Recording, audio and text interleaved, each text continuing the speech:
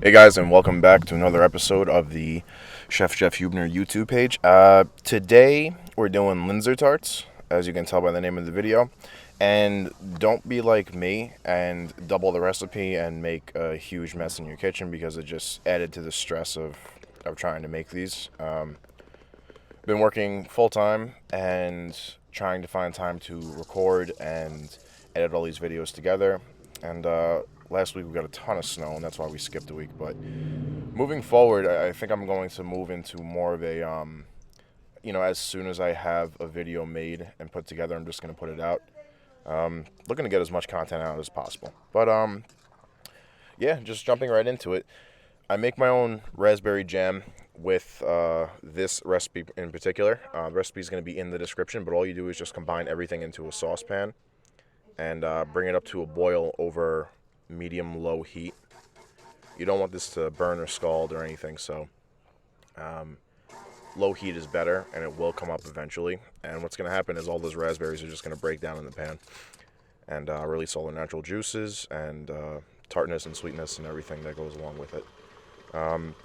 Initially, I do add cornstarch to this, jam recipe, but that's just to give it a little bit more structure, because I've done this in the past where I've made it without any cornstarch or any sort of like a thickening agent to help stabilize the jam, and it's good. It tastes the same, and it's better for I guess like a regular piece of toast or a PB&J or something along those lines. But for the Linzer tarts, I like mine with a ton of jam in the middle of the two cookies. So if you don't add anything to thicken it or stabilize it, it's going to cause the jam just to spew out as you're eating it.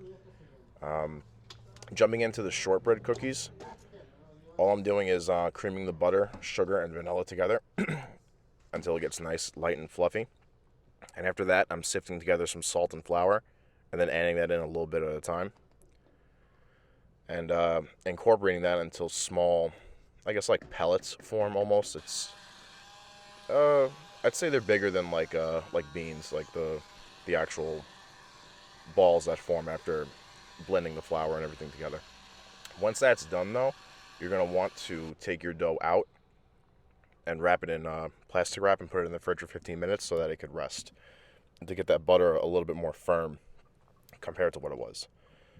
Now, what I just did with the raspberries was, once I brought it up to 240 degrees, that's the temperature that you're really looking for when you're making a jam or anything like that, because everything will just thicken up by itself. And I'm not too sure of the whole science behind it, but I know if you just bring it to a boil, it's going to, I guess, split rather than like candy, if you will.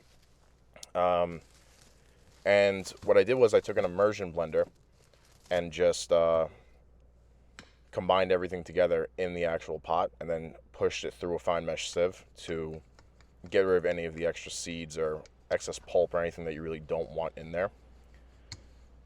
And that gives you a really, really smooth jam at the end of the day.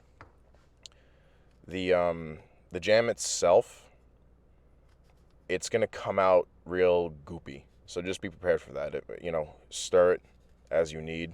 Let it get up to room temperature, and it'll work fine. Now with the shortbread cookies, I'm rolling them out to about a 1/4 inch thick and then just cutting rounds. And once the rounds are cut, I'm re-rolling the dough and cutting more rounds out of it. I usually do it in parts, and I'll do usually 9 on a baking tray.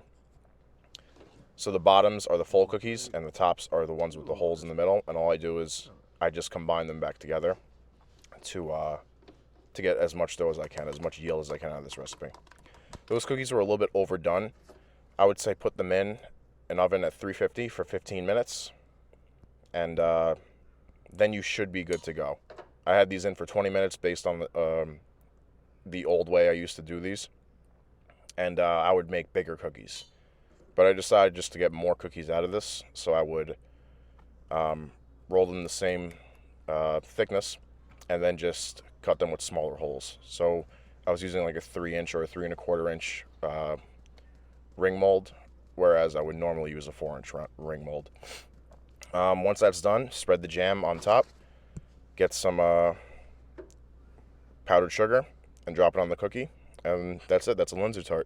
Recipe in the description. Follow, like, share, comment, everything.